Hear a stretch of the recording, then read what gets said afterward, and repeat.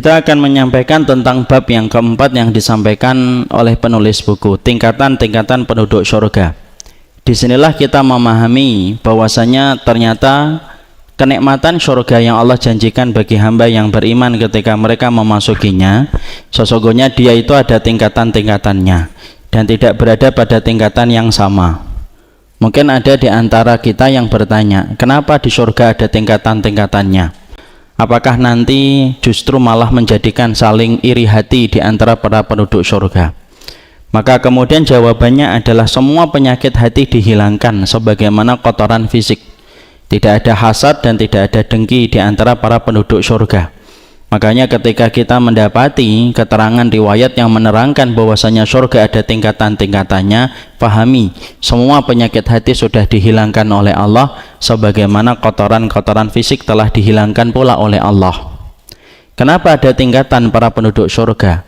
Karena sesungguhnya dengan adanya tingkatan justru menunjukkan sifat keadilan Allah. Kalau ternyata penduduk surga tidak ada tingkatannya, malah justru salah satu sifat keadilan Allah itu hilang, karena Allah menyamakan amalan setiap orang dan tidak dibedakan sesuai dengan amalan mereka masing-masing. Padahal Allah sudah menyampaikan pelajaran dalam kehidupan kita hari ini beribadah. Ternyata beribadah itu ada tingkatan-tingkatannya. Ada amalan-amalan yang memiliki keutamaan yang berbeda-beda satu amalan dengan amalan yang lainnya. Contohnya, orang yang masuk Islam sebelum Nabi hijrah dan orang yang masuk Islam setelah Nabi hijrah dan sebelum hijrah itu beda. Para sahabat yang mereka masuk Islam sebelum hijrah dibedakan oleh Nabi dengan orang yang masuk Islam setelah hijrah, karena kondisinya berbeda. Orang yang masuk Islam sebelum hijrah mendapatkan berbagai macam kesulitan dan kesukaran dalam iman mereka. Adapun para sahabat yang masuk Islam setelah Fathu Mekah, terbukanya Mekah, ataupun setelah mereka hijrah, baru kemudian mereka masuk Islam, tentunya kesulitan dan kesukaran mereka tidak sama dengan yang dialami saudara mereka sebelum hijrah dan sebelum pembukaan Mekah pada tahun 8 Hijriah.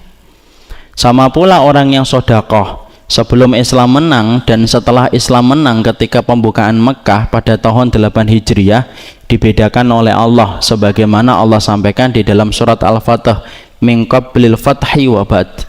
Orang yang mereka berinfak sebelum Fathu Mekah dan sesudah Fathu Mekah itu berbeda. Bapak berdoa jam 8 siang dengan bapak berdoa sepertiga malam itu tentunya berbeda.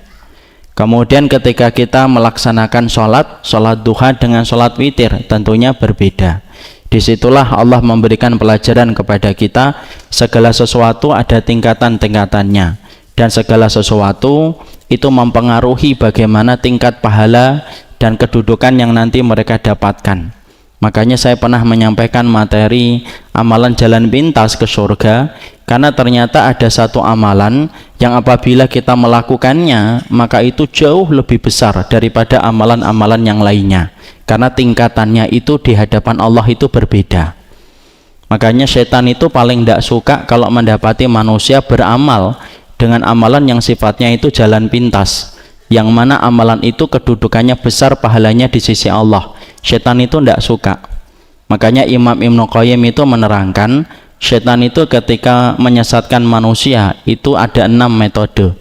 1, disesatkan dengan syirik. 2, disesatkan dengan bid'ah. 3, disesatkan dengan dosa-dosa besar. 4, disesatkan dengan dosa-dosa kecil. 5, disesatkan kita dengan perkara-perkara mubah yang berlebihan. Kalau 5 ini ternyata tidak efektif untuk menyesatkan kita, maka iblis itu menggunakan cara yang ke-6, disibukkan dengan amalan yang kecil supaya kita luput dari amalan yang besar. Kenapa? Karena sesungguhnya setan tahu ada amalan yang utama di mana amalan itu akan menaikkan derajat mereka di sisi Allah itu begitu cepat.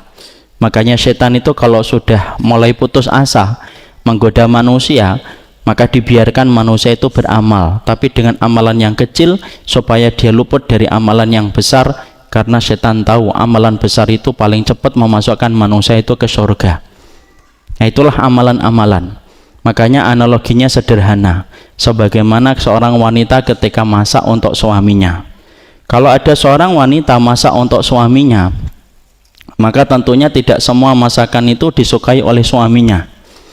Mungkin istrinya masak pecel, kemudian suaminya senang, tapi mungkin tidak terlalu senang dengan pecel. Mungkin istrinya masak gudeg, suaminya senang, tapi tidak terlalu senang dengan gudeg. Kemudian mungkin istrinya masak nasi goreng, maka kemudian suaminya itu senang, cuma tidak terlalu senang dengan gudeg. Habis masakannya, cuma ternyata masakan-masakan itu tidak disukai dan tidak menjadi favorit bagi suaminya. Beda loh kalau ada seorang istri tahu suaminya suka rawon, kemudian akhirnya membuat rawon untuk suaminya. Kira-kira suaminya beda atau tidak beda? Beda. Responnya itu beda. Makannya yang biasanya tidak nambah jadi nambah. Biasanya ketika cuma mengucapkan terima kasih ya kalau dibuatin sarapan, itu kemudian ketika dibuatkan rawon sudah beda. Terima kasih banget ya, ada bangetnya karena dimasakan rawonnya. Karena itulah yang menjadikan kita faham suami itu senang semua masakan, tapi ada satu masakan yang lebih dicintai oleh suaminya, yaitu rawon. Kalau kita memasakkan, maka dia lebih besar terima kasihnya kepada kita daripada kita memasak menu yang lainnya. Sama, itu analogi sederhana. Amalan itu beda-beda di sisi Allah. Ada amalan yang biasa di sisi Allah, walaupun Allah mencintainya, makanya Allah mensyariatkan. Tetapi ada amalan yang lebih dicintai oleh Allah, dan itu pula mempengaruhi bagaimana tingkatan kita ketika kita berada di surga. Makanya ketika di surga itu nanti tingkatan-tingkatannya itu berbeda-beda, dan itu menunjukkan sifat keadilan Allah. Kalau surga tidak dijadikan bertingkat-tingkat, maka sesungguhnya sifat keadilan Allah itu tidak ada. Disamakan orang yang jihad dengan orang yang tidak jihad, disamakan orang yang senang sedekah dengan orang yang jarang sedekah. Sama, pastilah kita akan melihat Allah tidak adil, karena Allah menyamakan kedudukan para penduduk surga dengan satu tingkatan.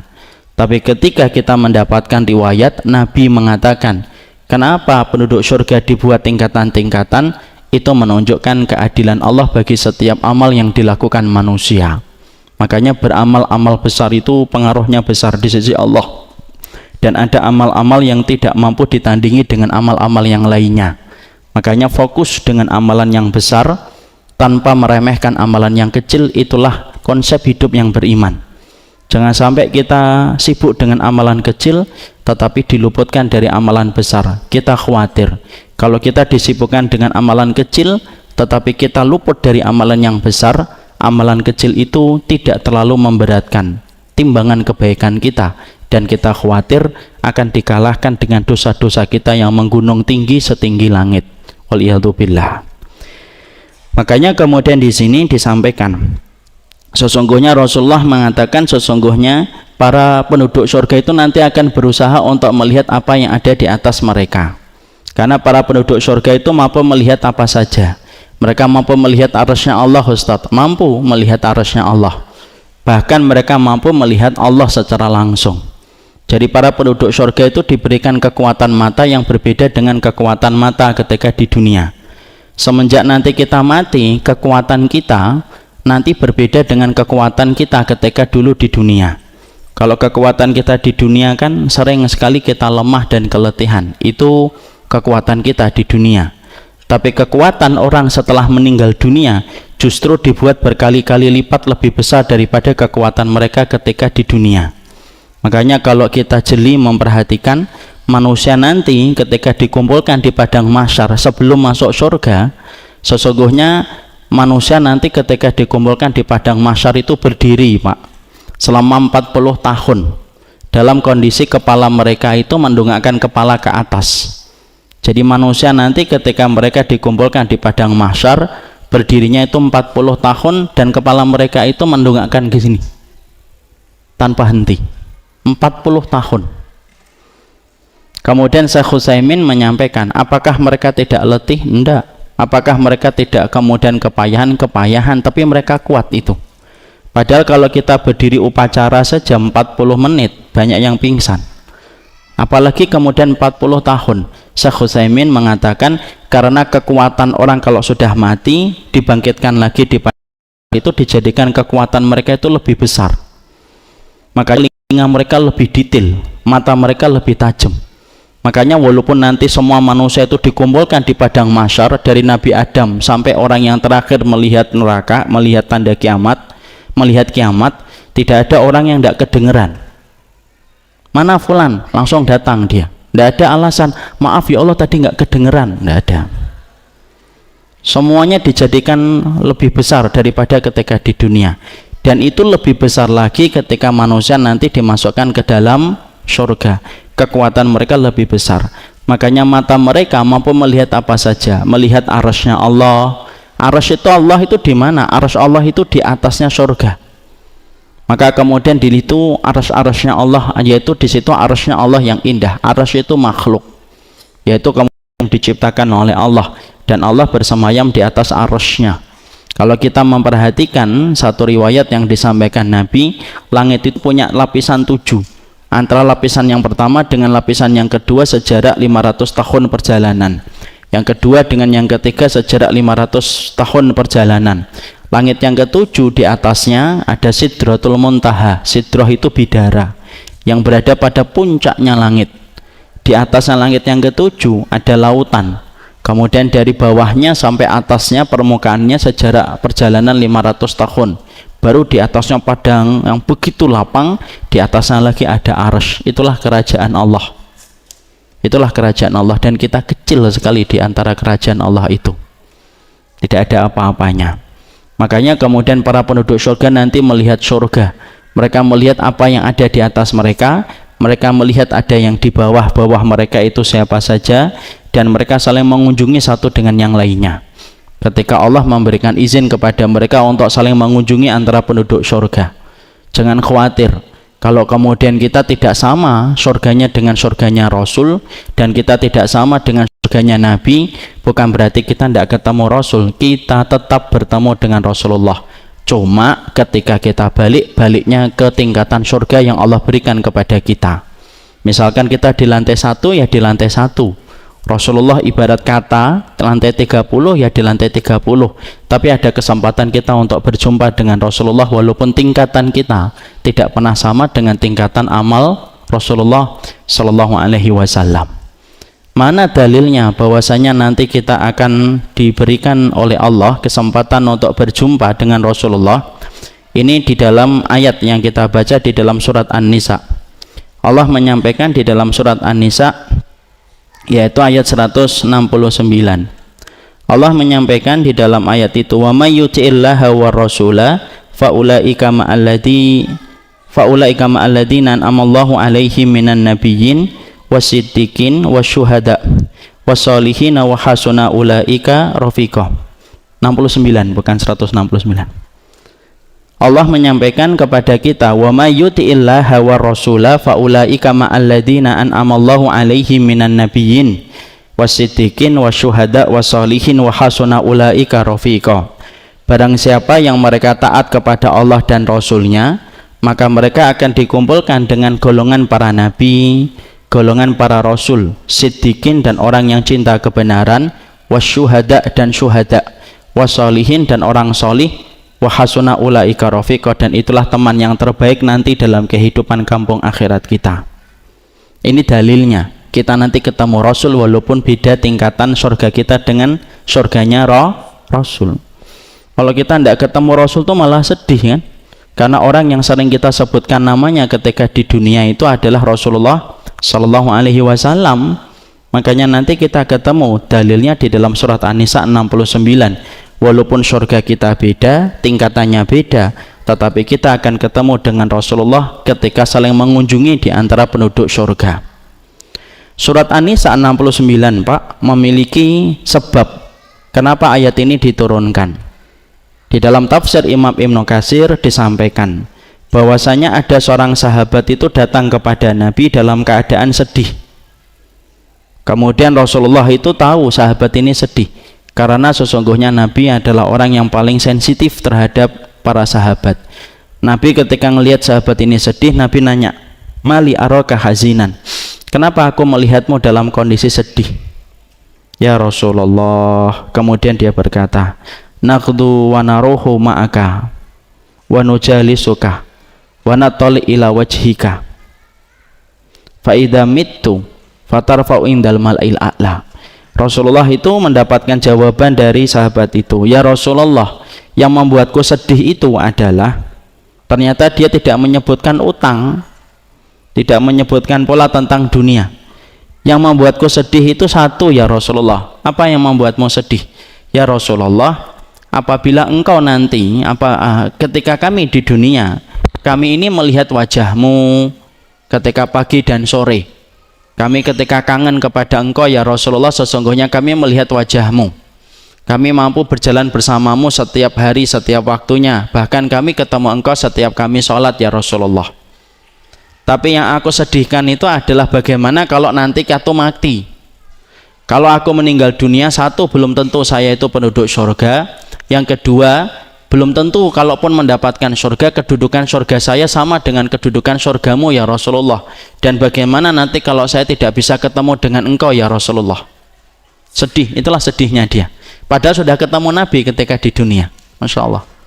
Sahabat itu adalah orang yang paling rindu dengan Rasulullah setiap waktunya. Nggak usah sahabat Pak, pohon kurma yang disandari Nabi aja ketika tidak lagi dijadikan sandaran Nabi aja nangis saking rindunya untuk dijadikan sandaran kembali oleh Rasulullah. Itulah Rasul.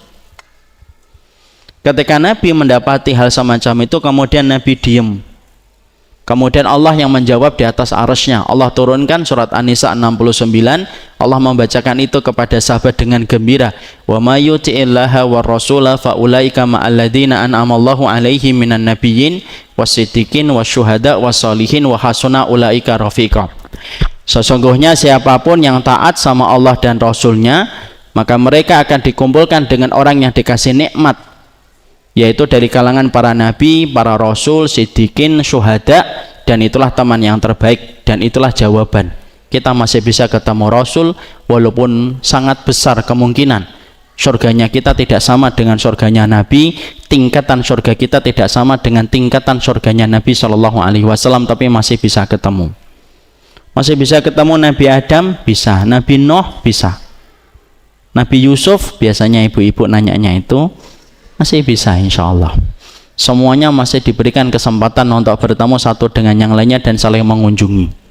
Kapan kita mengunjungi? Nanti. Pelan-pelan dulu, jangan langsung banyak nanya. Jadi kemudian kapan nanti punya waktu untuk mengunjungi?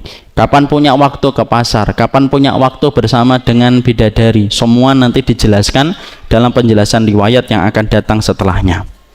Apakah penduduk surga mampu melihat neraka? Mampu. Mereka mampu melihat neraka bagaimana disiksa oleh Allah. Dan itu justru menambah kenikmatan ketika berada di surga. Jadi bukan berarti ketika di surga kemudian kita tidak mampu melihat di neraka. Mampu. Mereka mampu untuk melihat neraka.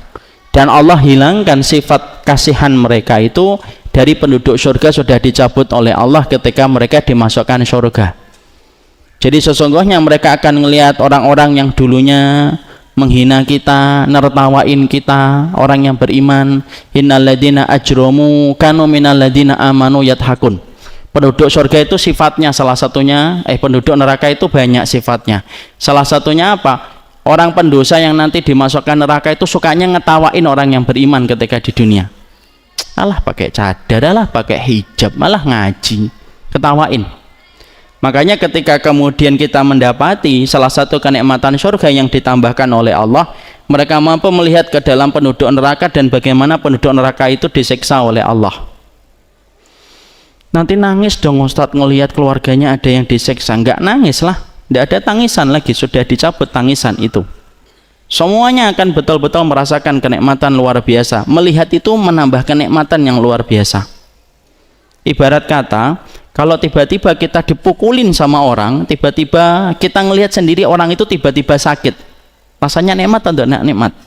Nikmat, syukurin loh. Nah, itu kalau di dunia. Tapi kalau di surga ya enggak kayak gitu, tapi nikmatnya itu ada.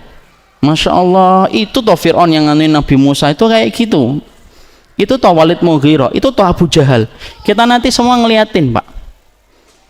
Jadi kalau ada orang yang suka bercanda yang tidak patut, ada kan masyarakat kita bercanda, saya lebih suka di neraka. Kenapa? Ketemu artis, ketemu kemudian tokoh-tokoh dunia. Nggak usah jadi penduduk neraka. semuanya akan kelihatan itu untuk kemudian melihat apa yang kemudian Allah berlakukan kepada mereka, karena sesungguhnya semakin besar kenikmatan yang mereka dapatkan ketika mendapati itu. Karena pandangan penduduk surga tidak sama dengan pandangan mata mereka ketika di dunia, bahkan mereka pun akan melihat Allah. Dan di antara semua kenikmatan yang paling besar yang Allah berikan nanti ketika di surga itu apa? Yaitu ketika mata kita melihat Allah secara langsung. Itulah kenikmatan yang paling besar dari penduduk surga.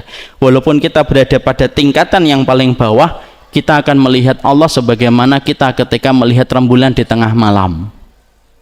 Dan itulah kenikmatan yang paling besar dari surga. Makanya Allah berfirman, lilladzina amanu al-husna wa ziyadah. Orang yang beriman itu mendapatkan surga dan mendapatkan tambahan. Tambahan dari surga itu apa? Melihat wajahnya Allah secara langsung. Maka ada sebuah hadis, ada sebuah riwayat, Rasulullah mengatakan, idbaina ahlul jannati fi naimihim. Kalau penduduk surga sudah dimasukkan ke surga semuanya, neraka sudah ditutup, surga sudah ditutup, dan tidak ada lagi yang masuk setelahnya.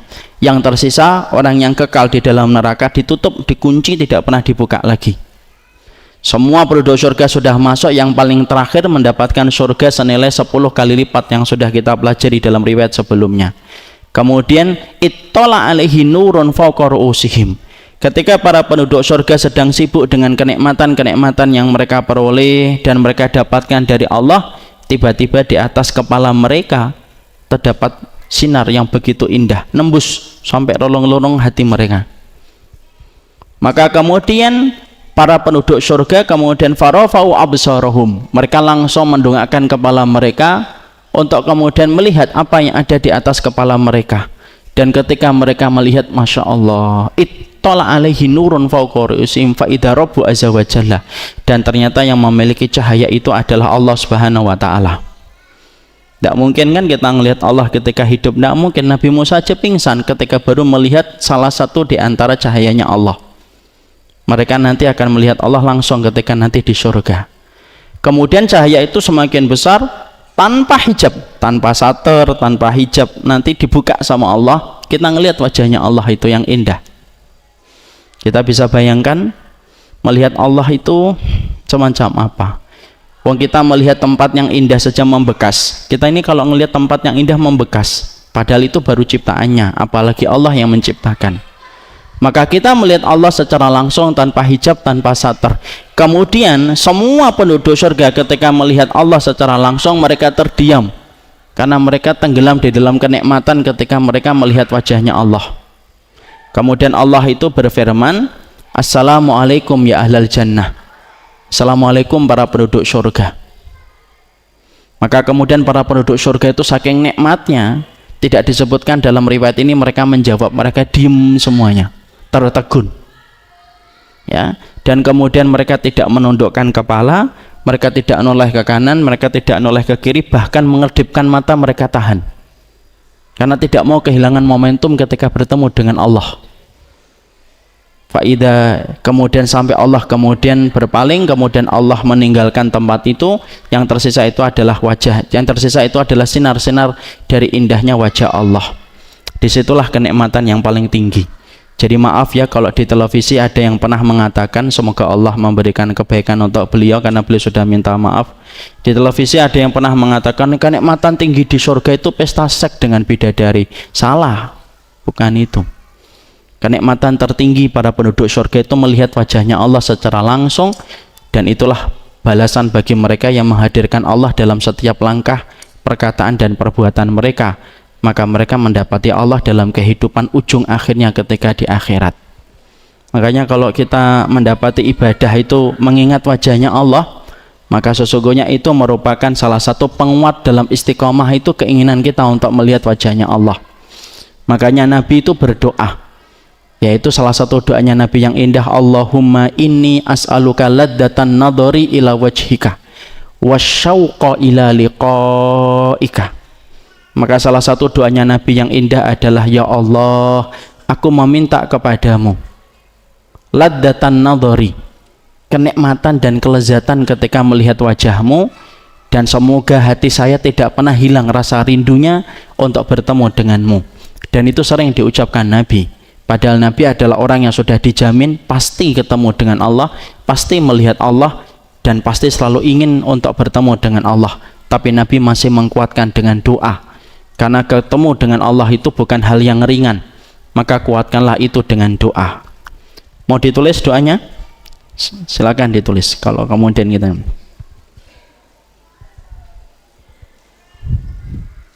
Allahumma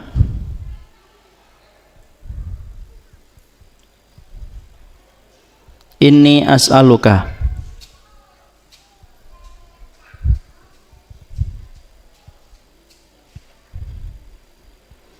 Allahumma inni as'aluka laddatan nadhari laddatan nadhari.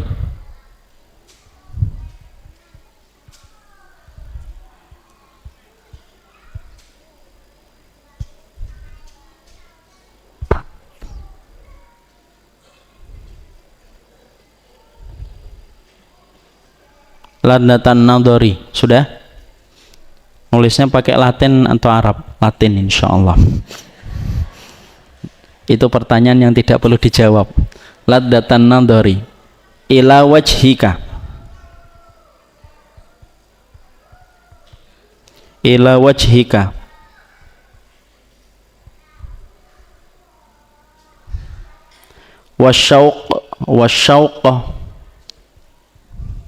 wasyauqa ila liqa'ika, wasyauqa ila liqa'ika.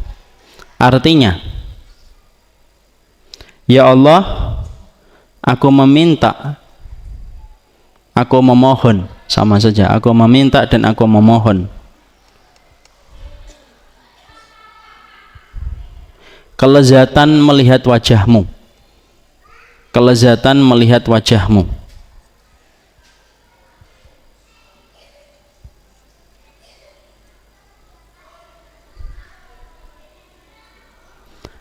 dan rindu yang tidak pernah habis untuk bertemu denganmu, dan rindu yang tidak pernah habis bertemu denganmu, dan rindu yang tidak pernah habis untuk bertemu denganmu.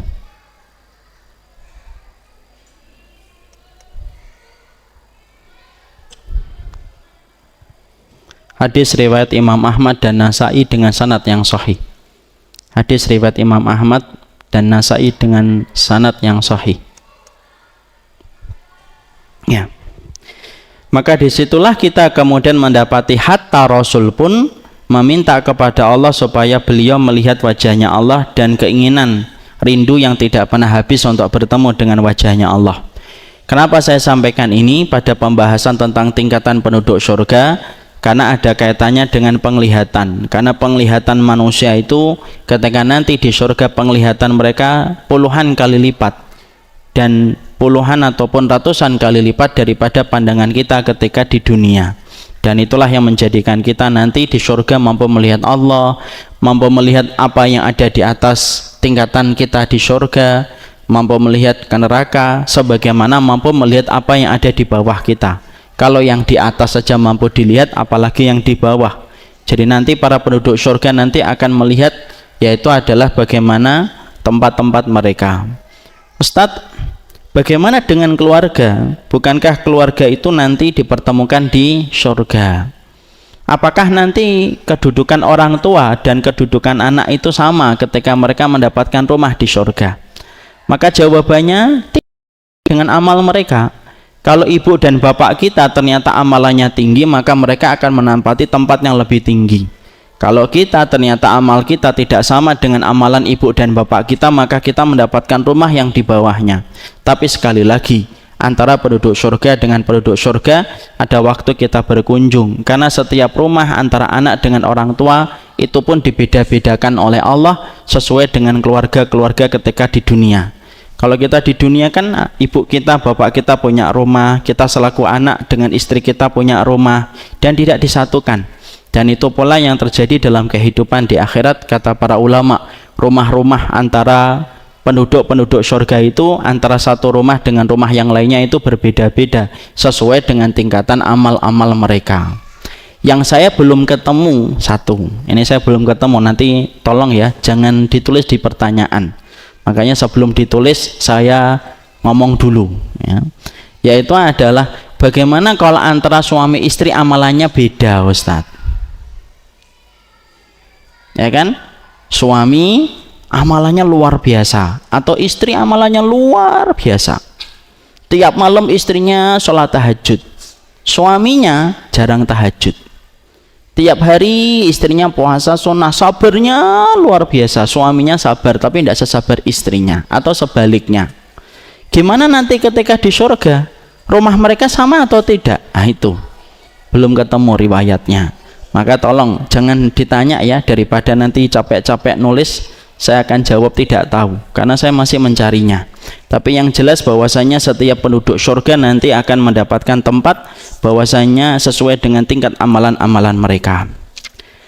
Kita lanjutkan. Siapa yang paling tinggi menempati tingkatan surga itu, yaitu tingkatan Firdaus yang paling tinggi yang di bawah arasy-Nya Allah, maka itu adalah golongan para nabi dan golongan para rasul. Mereka lah yang menempati tempat yang paling tinggi. Kemudian sebagaimana urutan yang tadi kita baca di surat An-Nisa 69. Surat An-Nisa 69 tadi menyebutkan urutan siapa itu penduduk surga, yaitu adalah wa may yuti'illaha wa rasula faulaika ma'al ladzina an'amallahu 'alaihim minan nabiyyin, berarti nabi itu paling atas. Wasiddiqin, orang yang kemudian mereka itu cinta kebenaran dari golongan para sahabat dan pembela-pembela para nabi. Wasyuhada, syuhada yang menempel pada golongan para nabi. Makanya para ulama salaf berkata, aqrabu ma yakunu aqrabu min darajatin nubuwah asyuhada. Ketika di surga nanti tidak ada derajat yang paling dekat dengan derajatnya para nabi di surga kecuali satu, orang yang mati syahid di jalan Allah. Kemudian setelahnya solihin, orang-orang solih yang ketika kita kemudian berusaha untuk menjadi solih dalam kehidupan kita di dunia ini. Maka kemudian tingkatan yang paling tinggi adalah tingkatannya para nabi dan para rasul. Maka kemudian di sini pula kita mendapati sesungguhnya orang-orang yang mereka beriman kepada Allah dan Rasulnya pun mereka nanti akan bersama dengan para nabi dan para rasul di surga walaupun tingkatannya berbeda. Makanya beriman kepada Rasulullah merupakan salah satu pokok keiman yang besar. Dan salah satu amalan yang besar itu beriman kepada Rasulullah ketika Rasulullah sudah wafat. Makanya tingkat amalan kita dilipat gandakan oleh Allah ketika mengikuti Rasul, dibedakan dengan kelompok yang pertama yang melihat Rasulullah SAW itu masih hidup. Karena saking besarnya beratnya ketika kita mengamalkan ajaran Nabi ketika Nabi sudah tidak ada. Para sahabat ujiannya berat, tapi mereka mendapatkan penolong adanya Nabi di tengah-tengah mereka. Tapi ketika kita beriman dan mengikuti Rasul, maka tidak ada Rasulullah di tengah-tengah kita. Dan itulah yang menjadikan tingkatan amal pada zaman-zaman fitnah dilipat gandakan 50 kali lipat daripada amal yang dilakukan orang yang terdahulu ketika bertemu dengan Rasul. Tapi walaupun dilipat gandakan, tetap kita tidak akan pernah mampu menandingi amalan para sahabat saking tingginya amalan mereka.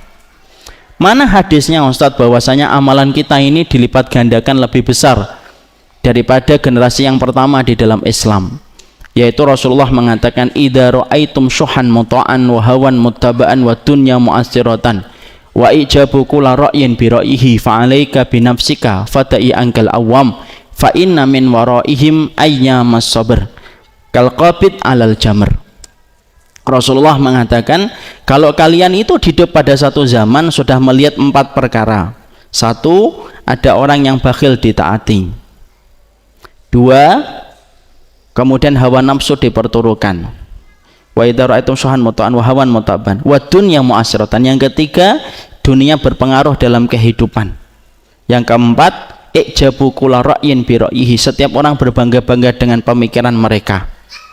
Kalau kalian sudah mendapati 4 ini muncul dalam satu zaman, orang bakhil ditaati. Sekarang kan orang bakhil ditaati, orang yang jarang ngasih bantuan kecuali ada hajat, tapi malah ditaati dan disenengin. Bukan tulus ketika memberikan sedekah dan bukan tulus ketika memberikan bantuan. dunia berpengaruh dalam kehidupan sehari-hari, sampai akhirnya kita memperlakukan orang berdasarkan dunia yang dia miliki. Kemudian hawa nafsu diperturutkan. Sekarang hawa nafsu luar biasa, orang melakukan dan memperturutkan hawa nafsunya bukan lagi di balik pintu tetapi di luar pintu, sampai orang yang tidak bermaksiat malah malu sama orang yang berbuat maksiat. Sekarang kalau kita lihat Pak, di pinggir jalan rame pacaran, yang nggak pacaran itu kadang-kadang malah sungkan ketika lewat di situ karena hawa nafsu diperturutkan. Dan yang keempat, orang itu berbangga-bangga terhadap pemikiran mereka sendiri. Nabi kemudian berkata, kalau kalian sudah melihat 4 perkara itu muncul dalam satu zaman, maka sesungguhnya kalian betul-betul akan mendapati hari-hari kalian untuk melakukan kebaikan itu berat dan penuh dengan kesabaran. Dan orang yang melakukan amalan pada zaman itu, kata Rasulullah, dilipat gandakan 50 kali lipat lebih besar dari para orang terdahulu di dalam Islam, yaitu lebih besar daripada sahabat. Kemudian para sahabat ketika mendengar itu, para sahabat berkata, apakah 50 kali lipat dari mereka ya Rasulullah? Kemudian Nabi berkata, tidak, 50 kali lipat lebih besar daripada kalian. Kenapa? Karena kalian mendapatkan penolong dengan adanya saya di tengah kalian, adapun mereka umatku itu, mereka tidak mendapatkan penolong adanya aku di tengah-tengah mereka. Masya Allah. Makanya beriman kepada Rasul hari ini, konsepnya itu beriman kepada perkara gaib, Pak. Makanya Imam Ibnu Katsir ketika menyebutkan iman kepada Rasul, disebutkan iman kepada gaib itu iman kepada Rasul. Kenapa? Karena sesungguhnya Rasulullah tidak pernah kita jumpai secara kasat mata, tetapi kemudian diberikan janji yang besar, 50 kali lipat lebih besar daripada para sahabat. Walaupun kayak gitu pun sudah dilipat gandakan, kita tidak akan pernah mampu menandingi sahabat saking besarnya amal mereka di sisi Allah. Makanya yang disebut dengan apa? Pemegang bara api. Tapi saya sampaikan ya, jangan buru-buru mengatakan diri kita pemegang bara api. Kita boleh berharap semoga amal kita itu diutamakan dan dilipat gandakan oleh Allah. Tapi yang saya ingin nasihati untuk diri saya, dan kita nasihati kepada saudara-saudara saya yang saya cintai karena Allah, jangan buru-burulah menyebut diri kita ini pemegang bara api. Kamilah pemegang bara api. Bara apinya mana? Masjidnya pakai AC, turun kemudian pakai mobil masih ber-AC, nanti kemudian makan masih bisa milih menu, makannya soto itu, atau kemudian apakah pecel, apakah bebek kreo, masih bisa milih. Tiba-tiba mengatakan sayalah pemegang bara api. Belum, saya melihat itu belum. Mungkin kita boleh berharap semoga Allah melipat gandakan amal kita karena beratnya hari ini kita melakukan satu ketaatan, tapi cepat mengakui diri kita pemegang bara api merupakan salah satu sifat yang cepat membuat kita takabur. Maaf ya Bapak dan Ibu, dulu saya sebelum ke Suriah 5 tahun lalu sering sekali mengatakan kitalah pemegang bara api, karena kita betul-betul kemudian berat melakukan amal hari ini. Tapi setelah melihat apa yang terjadi kepada saudara kita, malu rasanya menyebut kita ini pemegang bara api. Mereka makan susah, zaitun itu hampir makanan mereka tiap hari. Zaitun, roti yang cuma roti sobek itu, yang mungkin harganya kalau di Indonesia cuma 9.000, 10.000, belum tentu ada rotinya. Daging jangan ngarep lah, daging itu.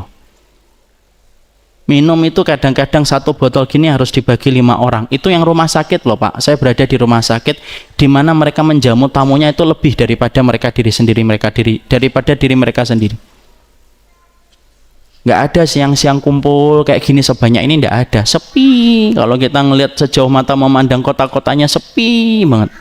Itu 5 tahun yang lalu, ketika eskalasi pertempuran belum sedahsyat hari ini. Sekarang luar biasa, Rusia datang, Iran datang, Amerika datang, semua ambruk di situ. Makanya saya dulu pernah megang paspor itu, kemudian saat itu saya cuma 1 bulan di rumah sakit itu, saya ingin megangin paspor gitu, karena kadang-kadang pingin pulang. Kemudian ada salah satu ikhwan cerita, antum nanti 1 bulan selesai pulang dengan paspor itu. Nah kalau kami sampai kapan kita akan selesai dengan semua pertempuran ini? Dan betul, setelah hampir 6 tahun saya meninggalkan mereka, dari yang pertama 5 tahun atau 6 tahun, keadaan tidak berubah menjadi lebih baik. bahkan lebih buruk, lebih buruk, lebih buruk.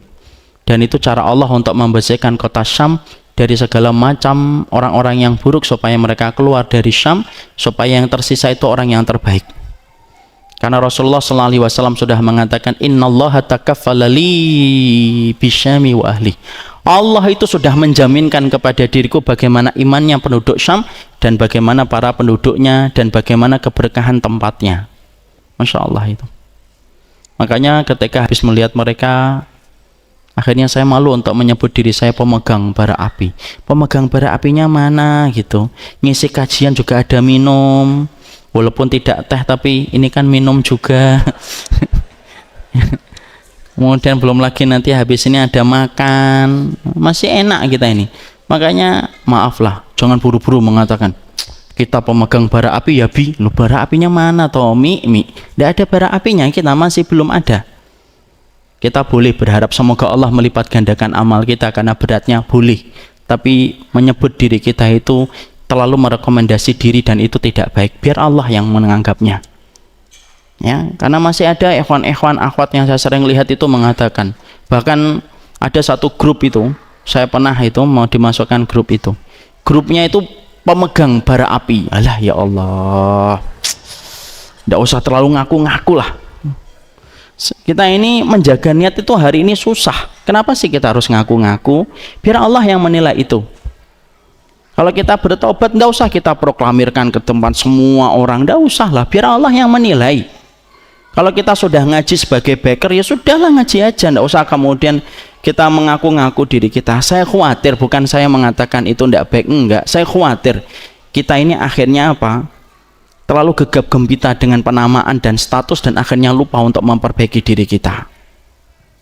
Saya nggak menyalahkan loh ya, silahkan pakai nama-nama itu untuk memberikan motivasi untuk diri kita, silahkan, sekedarnya saja, supaya membantu kita untuk bertahan di jalan istiqomah ini, di jalan hidayah ini. Tapi kalau penamaan dan status itu hanya memberikan kita takabur, ibadah itu proklamasi kita di hadapan Allah, dan tidak perlu kita proklamirkan di hadapan manusia. Kenapa? Kita khawatir ada penumpang gelap bernama riya yang merusak semua hati kita dan ibadah kita. Hijrah itu sudahlah, kalau bapak dan ibu sudah hijrah, sudah diem aja, tidak usah katakan alhamdulillah saya sudah hijrah gitu.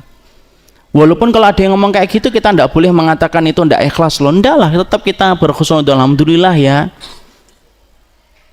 Kenapa kita tidak perlu memproklamirkan? Karena ada penumpang gelap yang tidak kelihatan yang bernama riya, yang sering menjadikan kabur niatan kita yang pertama kali ketika kita mendapatkan hidayah. Itulah yang kita khawatirkan. Maka disitulah kemudian kita mendapati pemegang bara api. Jadi di Suriah itu susah, apalagi kalau sekarang di Ghouta. Ghouta ini sekarang lebih susah. Aleppo sudah jatuh. Di Aleppo itu tahun lalu masih kita ingat, gegap gempita pada tahun lalu, Ramadan tahun lalu maksudnya, kita mendapati Aleppo hancur-hancuran, sampai kemudian banyak video seliweran di antara kita.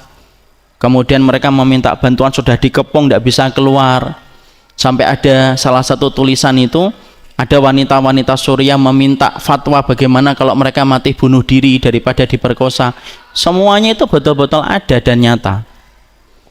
Ketika kita memberikan bantuan setahun yang lalu, kemudian kita ketemu dengan orang-orang Aleppo, saya tanya, Pak, ini itu di tempat saya di Indonesia tersebar bahwasanya wanita-wanita Aleppo itu meminta fatwa supaya mati bunuh diri daripada diperkosa. Betulkah itu fatwa diminta?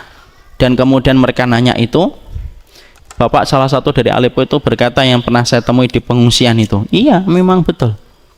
Karena dia mengatakan ini, antum bisa bayangkan di kota Aleppo ketika diserang sama pasukan Suriah, pasukan Bashar Assad, kemudian diserang, masuk dia, kemudian di dalam itu mereka akhirnya menguasai itu. Orang-orang Syiah laknatullah alaihim, kemudian orang-orang Iran masuk di dalam situ, kemudian berbagai macam orang yang tidak beriman sama Allah dan Rasul dengan cara yang benar, mendapati perempuan lemah, kira-kira pikiran mereka apa kalau bukan untuk memperkosa? Dan mereka menganggap Ahlussunnah itu kan najis. Orang-orang Syiah itu menganggap Ahlussunnah itu boleh dibunuh, boleh untuk dibunuh, boleh untuk disiksa. Dan itu ada dalam kitab-kitab mereka, dan tidak perlu kita ragu tentang itu. Makanya Masya Allah, dan kita tahu kan wanita Suriah itu ataupun laki-laki surya itu perpaduan antara dua ras Eropa dengan Arab, campur jadi satu, itulah surya. Makanya wanita yang kemudian kata para ulama dulu, ras terbaik yang Allah ciptakan dari fisik manusia itu Palestina, Suria, Lebanon, dan mereka memang betul-betul beda dengan yang lainnya. Dengan orang Indonesia Ustaz ya beda banget lah insya Allah. Kalau antara orang Suria dengan orang Turki ya masih mirip lah, 11-12 lah. Kalau orang Suria sama orang Turki jalan bareng itu kita masih bingung ini Suria atau Turki ini. Tapi kalau ada saya dengan orang Suria, tidak ada yang mengatakan ini Suria ya, enggak, pasti bukan Suria. Karena kemudian beda banget. Itulah yang ingin kita sampaikan. Jadi jangan sampai kita mengakui diri kita terlalu berlebihan. Jadi di situ orang yang ngikutin Rasul ketika dia jujur dalam imannya, ketika kita ngikutin Rasul, ketika Rasulullah sudah tidak ada, maka amal mereka itu diutamakan oleh Allah.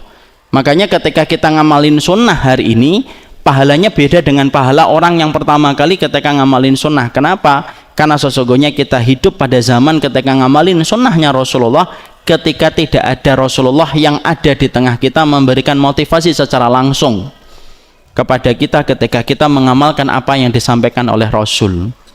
Makanya Tolhah dalam satu riwayat ada seorang sahabat habis jihad, pedangnya masih berlumuran darahnya orang-orang kafir dan orang musyrikun. Nanti dicek di kitab tafsir Imam Ibnu Katsir juz yang pertama.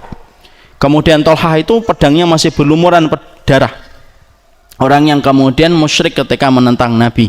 Kemudian Tolhah itu berkata, hal baqiya ahadun khairum minna ya Rasulullah, aslamna wa jahadna ma'aka ya Rasulullah. Ya Rasulullah, apakah ada orang yang tersisa lebih baik daripada kami ya Rasulullah? Para sahabat ini, kami masuk Islam, kami berjihad setiap waktunya untuk membela kalimatmu ya Rasulullah. Kemudian Nabi mengatakan, bala, ada wahai Tolhah. Artinya ada itu, amalnya mereka itu diutamakan, dilipat gandakan oleh Allah. Siapa mereka ya Rasulullah? Qaumun yu'minuna bi walam yarawni. Mereka itu adalah kaum yang beriman kepadaku, walam yarawni, tetapi mereka belum pernah melihat langsung kepadaku. Itulah yang menjadikan kita diberikan keutamaan yang besar. Ngikutin Rasul, beriman kepada Rasulullah. Ketika Nabi tidak ada, kita tidak gentar dengan omongan orang munafik, kita tidak gentar dengan orangan yang bodoh, tetapi kita ngikutin sunnah, maka itu merupakan salah satu perkara besar yang menjadikan kita akan dipertemukan dengan derajatnya Nabi nanti di surga. Sabar. Tapi saya ingatkan, ngikutin Rasul itu bukan kita akhirnya menghujat, memvonis setiap orang. Salah memaklumi lebih baik daripada salah memvonis. Dan bukan berarti ilmu yang kita pelajari menjadikan kita takabur ketika ngikutin Rasul. Maaf, saya ajak Bapak dan Ibu untuk merenung sebentar. Bapak dan Ibu hari-hari ini sering melihat nggak orang yang meninggal dunia husnul khotimah? Kemarin di Tangerang, Kiai Haji siapa itu meninggal dunia. Kemudian ada muadzin, CCTV lagi adzan, kemudian kejang-kejang meninggal dunia, adzannya belum selesai. Tahun lalu di Tebet ada seorang jamaah bapak-bapak meninggal dunia ketika sholat isya atau sholat taraweh itu, pokoknya pas Ramadan. Perhatikan Pak, kalau kita memperhatikan, kok kelihatan penampilan mereka kok belum syar'i ya? Tapi kenapa mereka meninggal husnul khotimah? Ada dua perkara yang menjadikan mereka husnul khotimah. Satu, bisa jadi mereka punya amalan rahasia yang mereka sembunyikan dan tidak kelihatan oleh kasat mata, sampai Allah menerima amalan rahasia itu dan menjadikan Allah itu mematikan mereka husnul khatimah. Walaupun secara penampakan mata kadang-kadang mungkin masih agak kurang syar'i sedikit. Atau yang kedua, bisa jadi hati mereka bersih, sampai ketika bersihnya hati mereka Allah mencintai mereka sampai Allah wafatkan husnul khatimah. Orang Pak kalau sudah husnul khatimah tidak bisa kita dustai. Ini begini, tidak bisa lah. Orang mati ketika sholat kok, orang mati ketika baca Quran kok. Dan kenapa yang meninggal itu Kiai Haji, ada yang adzan, kadang-kadang tidak satu pengajian dengan kita, ustadznya nggak sama dengan ustadz kita, supaya antum dan saya belajar bahwasanya orang yang berbeda dengan kita belum tentu mereka menjadi penduduk neraka.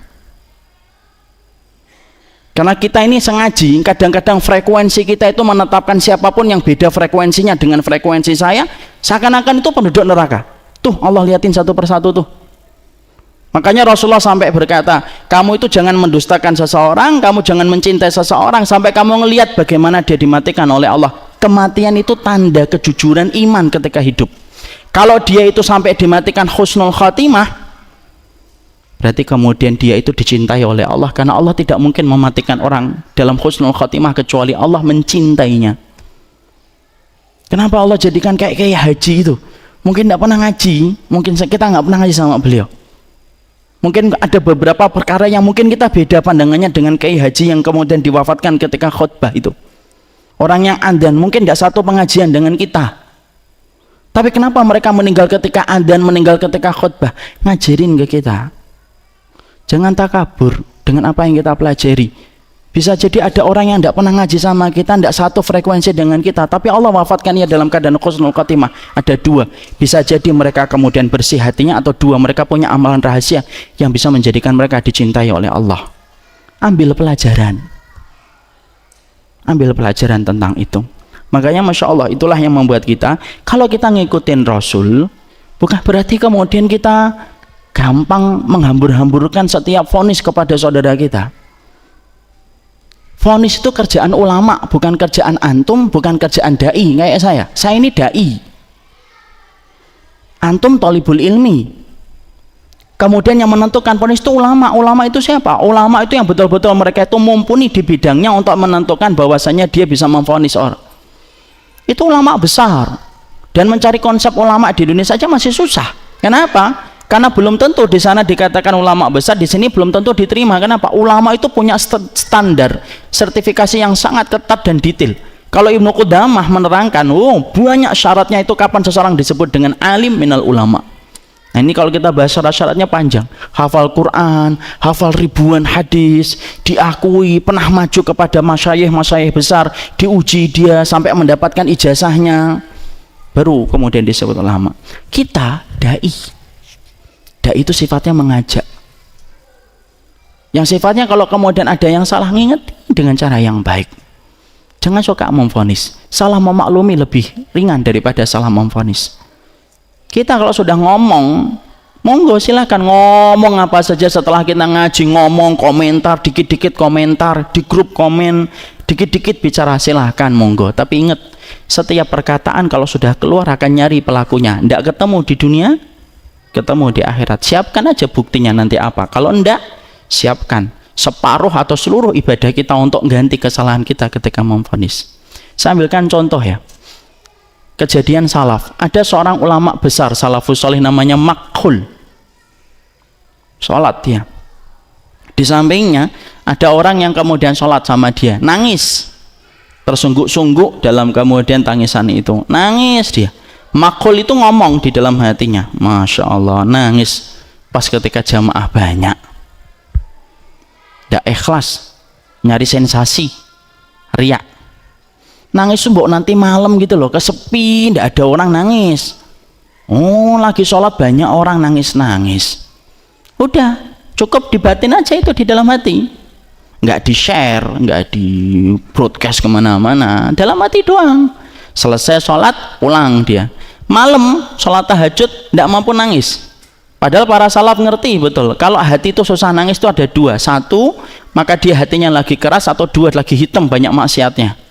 Hari yang kedua tidak bisa nangis, hari yang ketiga tidak bisa nangis, sampai dia berusaha untuk nangis itu tidak nangis-nangis matanya ini. Makhul itu berkata, ini kenapa gitu, dicari penyebabnya ini. Tiap hari dicari, sampai 1 bulan itu tidak bisa nangis. Ketemu itu tangisannya itu, jawaban dan penyebabnya. Ya Allah, sebulan yang lalu saya pernah nuduh orang di dalam hati saya, orang ini riak ketika nangis. Walaupun secara logika teori hitam di atas putih itu memang yang dikatakan Makhul itu benar. Nangis di tengah orang banyak nangis. Kalau orang yang ikhlas itu nangisnya nanti. Secara logika hitam di atas putih, Makhul itu benar. Ternyata Makhul tahu, ya Allah itu salah. Dicari orang itu, didatangi masjidnya, makul, kemudian ini ketemu orang itu, minta maaf, malamnya, kemudian kita maaf nangis, malamnya tumpah air matanya, seakan-akan itu merupakan air mata yang dibendung selama 1 bulan. Salah berprasangka sama saudara kita, dalam hati tok, tidak ngomong,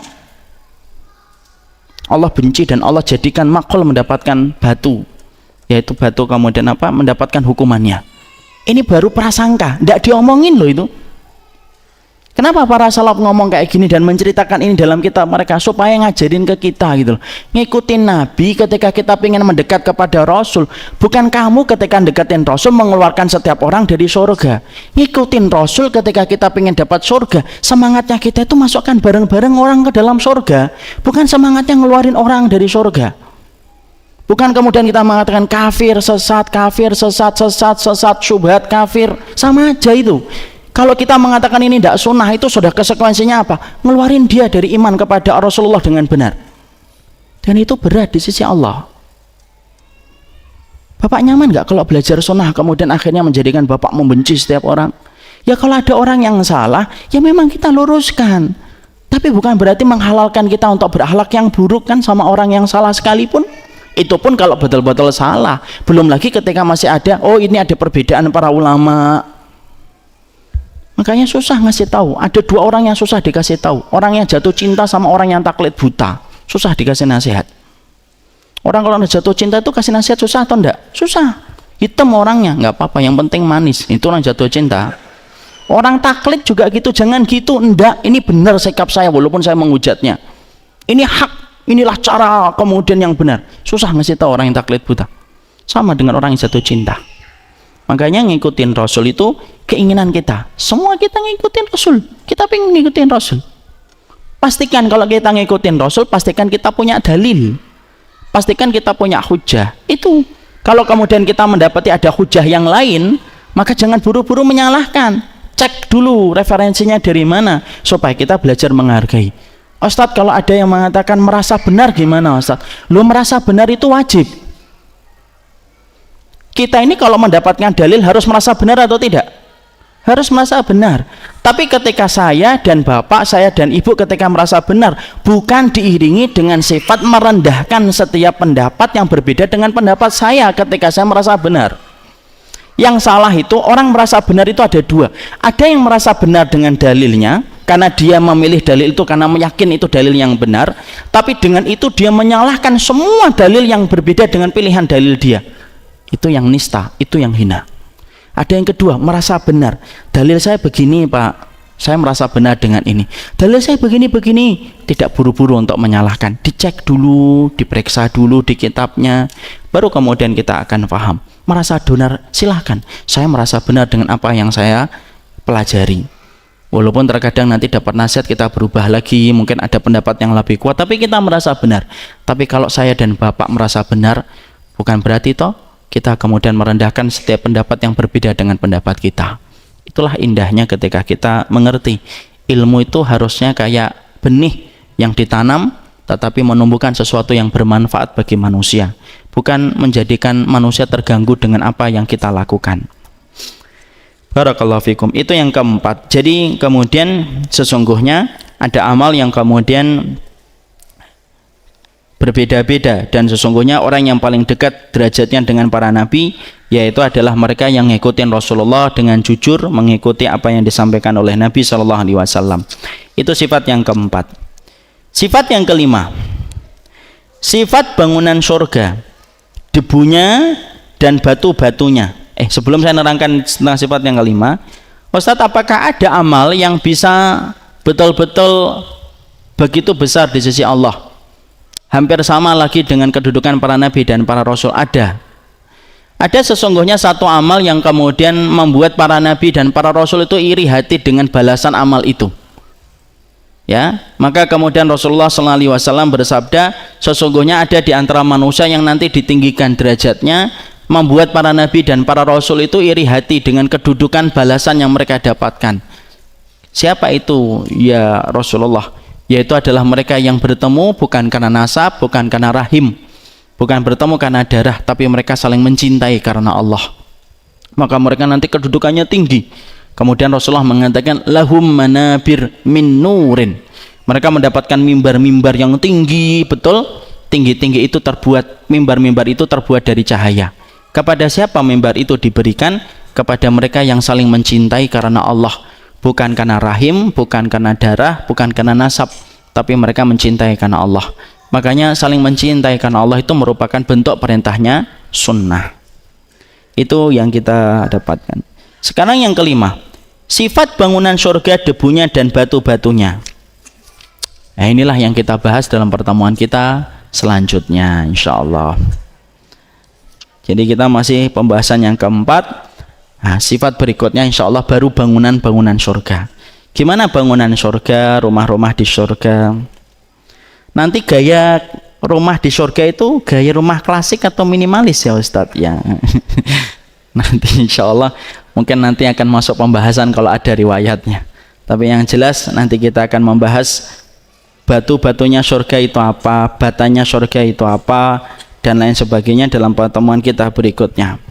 Lalu kemudian kita akan menjelaskan tentang sifat kamar-kamar di surga, kemah-kemah penduduk surga, kemudian pasarnya surga dalam pertemuan kita berikutnya. Barakallahu fikum. Ini yang dapat saya sampaikan. Masih banyak yang belum membawa kitab. Ada dua kemungkinan kalau nggak bawa kitab, Pak. Pertama, sudah hafal isi kitabnya.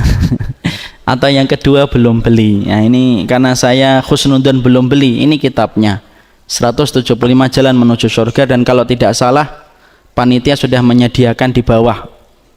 Beli, Pak, bukan cuma-cuma. Beli, keuntungannya dipakai untuk kegiatan masjid. Ya, Bapak ya, masih ada kan di bawah.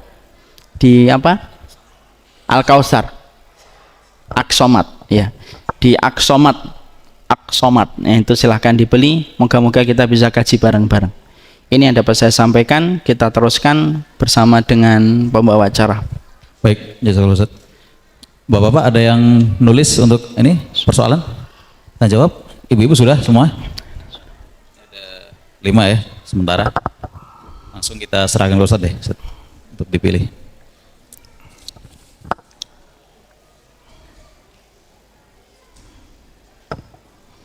Apakah beribadah dan beramal soleh dengan tujuan meraih cinta dan kedekatan dengan Allah itu tingkatannya lebih tinggi daripada sekedar mengejar surga? Para sufi mengatakan itu. Sudah kita sampaikan. Beramal karena surga itu ikhlas atau tidak ikhlas? Ikhlas. Dan yang menyuruh kita beramal untuk mendapatkan surga itu siapa? Allah. Makanya kemudian ikhlas itu artinya apa? Ikhlas itu artinya adalah beramal untuk mendapatkan balasan di sisi Allah, dan balasan di sisi Allah itu surga. Makanya kalau ada yang mengatakan beramal karena untuk mendapatkan surga tidak ikhlas, lu malah kita bingung, tidak ikhlasnya itu yang mana? Karena surga itu merupakan balasan di sisi Allah. Bahkan sampai titik ekstrimnya ketika ada orang yang mengatakan begini sampai berkata, saya itu kalau beramal mau dimasukkan surga atau neraka itu saya ridho. Saya tidak apa-apa di neraka asal mendapatkan ridhonya Allah. Enggak bisa neraka kok ridhonya Allah. Itu tidak bisa. Beramal karena surga itu merupakan bagian dari keikhlasan. Maka kemudian bukankah ada yang beramal karena tujuannya untuk meraih cinta? Cintanya Allah itu diwujudkan dengan surga itu nanti dalam kehidupan di akhirat. Makanya itulah yang menjadikan kita beramal karena surga merupakan tanda keikhlasan.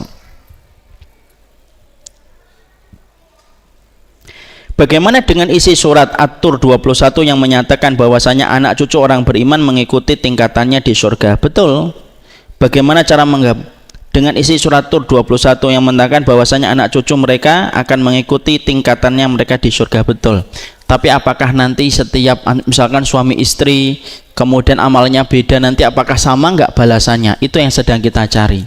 Tapi apakah keluarga itu bertemu nanti di surga ketika mereka keluarga itu beriman kepada Allah dan hari akhir?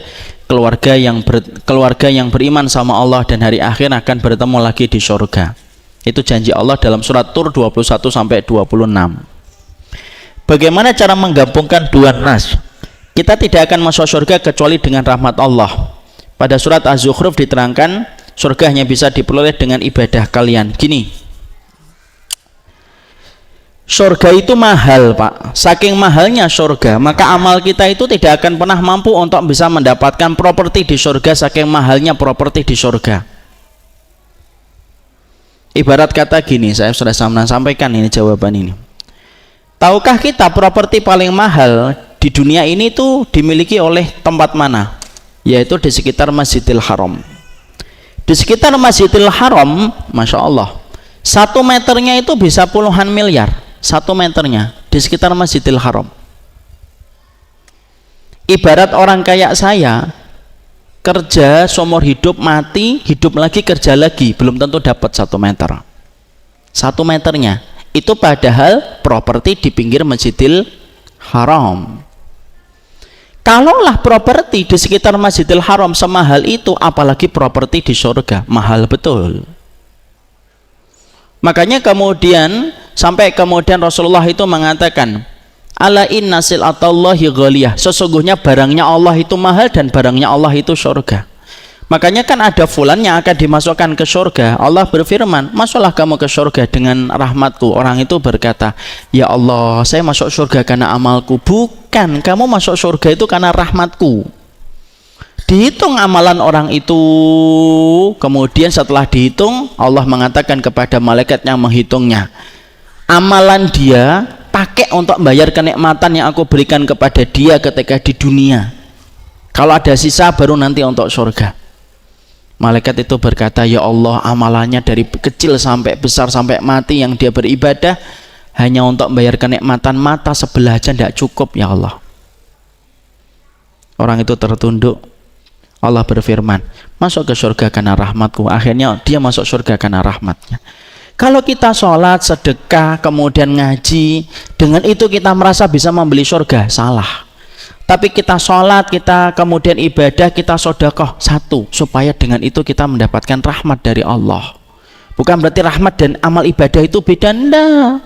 Jangan memahami salah. Nanti malam sholat tahajud dibangunkan, ayo Mi bangun.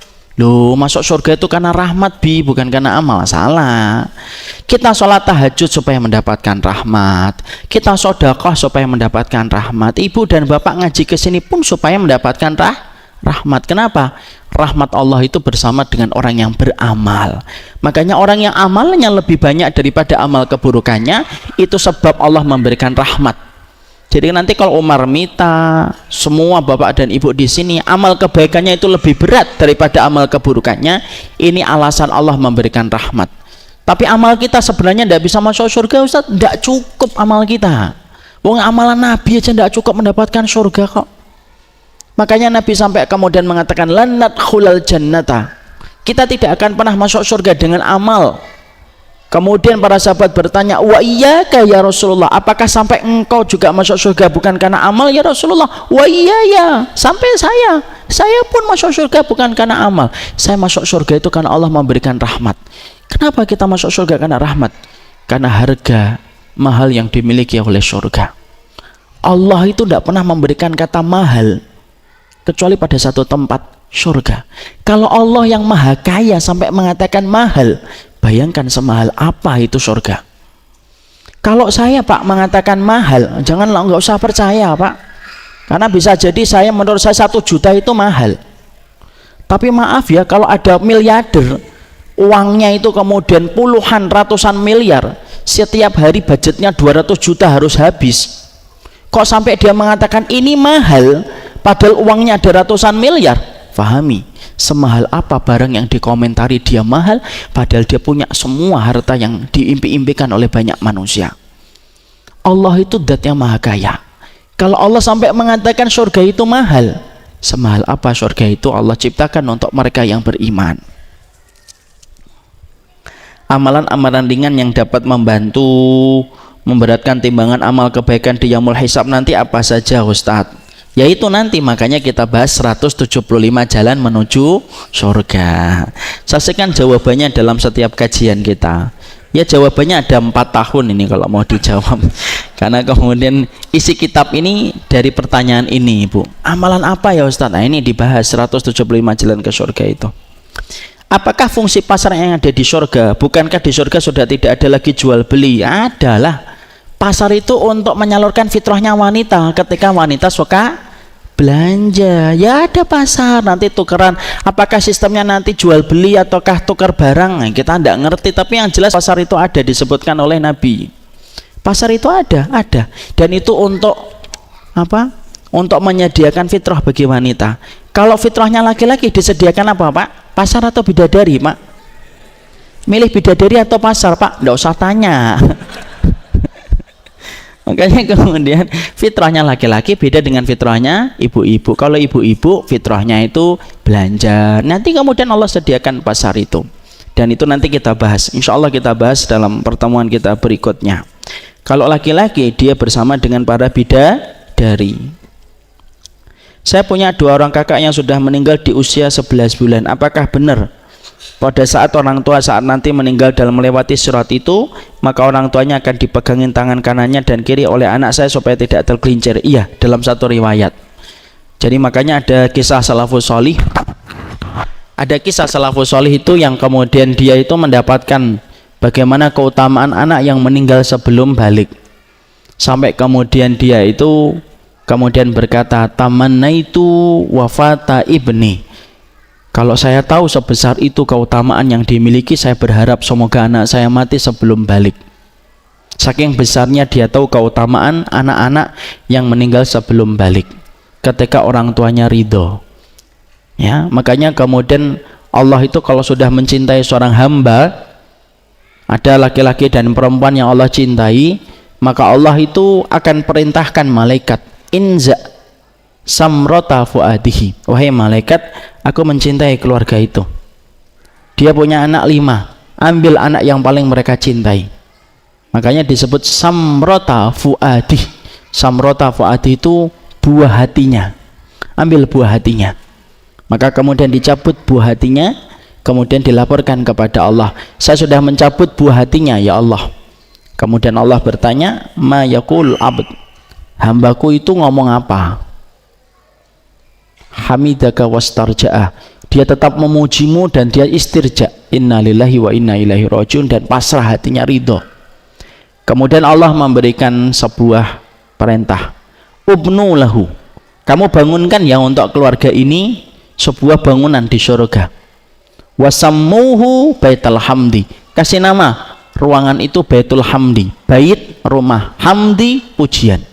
Dan rumah pujian itu tidak aku berikan kecuali mereka yang diuji oleh Allah dengan anak yang mereka kasihi, mereka cintai, dicabut nyawanya dan mereka tetap sabar, maka tidak ada tempat bagi mereka kecuali baitul hamdi, rumah pujian. Itulah kedudukan orang yang ini, kedudukan bagi orang yang sabar ketika dicabut nyawa putra putri yang dia cintai. Apakah doa untuk menguatkan, untuk menjaga hati yang bersih? Allahumma ya muqallibal qulub tsabbit qalbi ala dinika, itu sudah mencakup untuk mendapatkan hati yang bersih. Lalu kemudian ada doa Allahumma anta maulaha, Allahumma ati nafsi taqwaha wa zakkiha anta maulaha wa khairu man zakkaha. Ada sebuah doa lagi, Allahumma ati nafsi, ya Allah berikanlah kepada jiwaku takwanya, hatiku dan jiwa itu yang paling bertakwa. Anta maulaha, engkaulah yang menggenggam jiwaku dan Allah yang memiliki jiwaku, dan bersihkanlah hatiku dengan kondisi yang engkau ridhoi. Itu juga ada, nanti dibuka di doa-doa sunnah itu ada insya Allah. Bagaimana menyikapi banyak firqah-firqah di zaman fitnah ini? Firqah-firqah itu ada memiliki kebenaran, ada yang memiliki kekurangan dan kesalahan. Kalau ada yang kekurangan, kesalahan, ingetin dengan cara yang baik. Dan kewajiban kita untuk mengembalikan mereka kepada siratal mustaqim. Tapi apakah mengembalikan ke jalan yang benar itu identik dengan kita berbuat kasar? Identik dengan kita menodai kehormatan? Jangan pernah kemudian kita menganggap bahwasanya dakwah itu harus kejam. Ingatan dengan cara yang baik. Nah, itulah kemudian kita harus membahasnya pada pertemuan khusus. Dan ini tidak bisa di pertemuan kitab ini. Ada buku lain yang sesuai dengan kitab ini, yaitu adalah Al-Milal wan Nihal, membahas tentang bagaimana kelompok dan bagaimana menyikapinya. Di surga bisa upgrade, naik atau bahkan turun tingkatan, enggak? Naik bisa. Tapi kalau turun saya tidak tahu. Ada seorang wanita di surga yang dinaikkan terus kedudukannya di surga, sampai wanita itu berkata, ya Allah, apa yang tersisa dari amalku sampai engkau naikkan terus di surga ini? Kemudian Allah menjawab, karena doa anakmu yang solih yang terus meminta supaya engkau diampuni dosa-dosanya oleh Allah, itulah yang menjadikan aku menaikkan derajatmu terus di surga. Itu dalil bahwasanya orang itu bisa naik ke surga. Turun bisa atau enggak? Kelihatannya enggak bisa. Enggak tahu ya, wallah alam bisawab. Kalau penduduk surga yang paling bawah bisa turun, masuk neraka lagi nanti. Kelihatan, masya Allah, nggak ngerti saya. Bagaimana cara menghilangkan riya? Apa contoh amalan jalan pintas tadi? Cara menghilangkan riya terhadap diri sendiri ini banyak ini. Contoh amalan jalan pintas itu apa? Membantu saudara kita. Membantu saudara kita itu termasuk jalan pintas. Membantu saudara kita satu hari lebih utama daripada kita iktikaf selama 30 hari di masjidnya Nabi. Itu jalan pintas. Kita keluar, datangi rumah teman kita, kemudian kita tahu mobilnya rusak, kita ngomong, hari ini mobilmu rusak ya, pakai mobilku, aku nyantirin satu hari. Itu sebanding dengan 30 hari iktikaf orang yang masuk Masjid Nabawi. Itu termasuk amalan jalan pintas. Cara menghilangkan riya terhadap diri sendiri, nah ini panjang. Caranya itu mengingat apa keburukan yang didapatkan dari riya. Itu salah satu cara untuk menghilangkan riya dari diri kita. Ustadz, jika seseorang itu sejak kecil sudah yatim piatu, tapi dia belum pernah sama sekali bertemu dengan orang tuanya, apakah ada kesempatan bertemu dengan orang tuanya? Insya Allah selama orang tuanya masuk surga dan anaknya masuk surga, itu tetap bertemu. Perpisah itu adalah apabila yang satu ke surga, yang satu ke neraka. Tapi kalau sama-sama ke surga, jam keberangkatannya beda, tetapi tujuannya sama, tetap dipertemukan oleh Allah. Ibarat kata orang tua kita berangkat jam 6 pagi, kita berangkat jam 12 siang. Kalau tujuannya sama, pasti akan ketemu kembali. Bagaimana kita bisa meninggal dalam keadaan husnul khotimah? Nah, ini panjang. Ini pertanyaan-pertanyaan pendek-pendek, tapi butuh satu materi panjang ini untuk menjawabnya. Meninggal husnul khotimah, jaga akidah supaya tidak tercampur dengan kesyirikan. Salah satunya di antara anak yang lainnya. Anak yang mengalami gangguan mental sehingga tidak bisa beribadah, apakah bisa masuk surga? Masuk surga, ibu. Selama dia gangguan mentalnya dari kecil, dari lahir. Contohnya kakak saya 2, insya Allah beliau itu menjadi penduduk surga. Wong tertancap duri aja ngurangin dosa. Tertancap duri, apalagi mereka diberikan mental yang sudah cacat semenjak mereka lahir. Dalam satu riwayat para ulama itu menyebutkan anak-anak yang mereka dilahirkan cacat mental, ketika dari kecilnya, ketika lahirnya, nanti ketika dikumpulkan oleh Allah, mereka ditanya sama Allah dengan satu pertanyaan saja. Ata'arifuni, kamu kenal dengan saya tidak? Kenal ya Allah, engkau adalah Rabbku ya Allah. Maka langsung Allah masukkan mereka ke dalam surga. Tidak ada hisab. Kenapa tidak ada hisab? Karena tidak ada kewajiban sholat bagi mereka ketika hidup. Tidak ada hisab dosa lisan mereka. Kenapa? Karena lisan mereka tidak menjadi hisan yang dihisab. Sesungguhnya alasan dihisab itu salah satunya mukallaf. Dia terbebani dengan hukum ketika dia berakal. Kalau tidak berakal, tidak ada hukuman. Makanya siapapun bapak-bapak dan ibu-ibu yang di sini yang mendapatkan ujian dari Allah dengan dititipi anak-anak yang cacat mental, pertama, Allah nitipkan itu kepada bapak dan ibu karena Allah tahu bapak dan ibu itu mampu. Yang kedua, mereka itu hanya penduduk surga yang dipinjamkan sebentar kepada kita, dan ketika meninggal dunia diambil lagi oleh Allah untuk dikembalikan kepada tempat yang lebih baik. Sabar. Mereka itu kalau bisa milih, pasti mereka milih, ibu, pengen hidup normal. Kakak saya laki 53 tahun, kakak saya perempuan 43 tahun, itu masih dikasih fitrah sama Allah. Kakak saya perempuan suka bawa tas, diisi barang, ya cuma itu saja. Kalau kakak laki-laki saya fitrahnya pakaian, laki-laki kan sukanya pakaian, pergi. Sederhana bagi dia itu sederhana, bahagia menurut dia itu sederhana. Keluar makan soto di warung sudah senang, pulang-pulang sudah ngomong soto segitunya. Dan mereka dititipkan kepada kita karena mereka itu miliknya Allah, titip kepada kita menjadi ujian bagi kita. Titip sebentar, mereka penduduk surga, mati Allah masukkan mereka ke surga. Makanya pastikan kalau kita mendapatkan titipan kayak gitu, pastikan kita diingat sama mereka. Dan itulah yang menjadikan kita akan dimasukkan oleh Allah orang tuanya ke surga. Saya pernah nyampaikan kayak gini, ada salah satu jamaah, dia nangis gitu di depan saya. Dia bilang, saya punya anak Ustadz. Sebelum saya pernah dengar video antum tentang anak-anak cacat mental, karena ada video saya tentang cacat mental itu, dulu saya sembunyikan anak saya Ustadz. Ngapain Pak disembunyikan Pak? Iya Ustadz, sebelum saya tahu.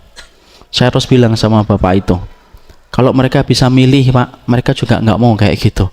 Mereka juga maunya naik motor, mereka juga maunya keluar kayak kita, punya anak, punya keluarga.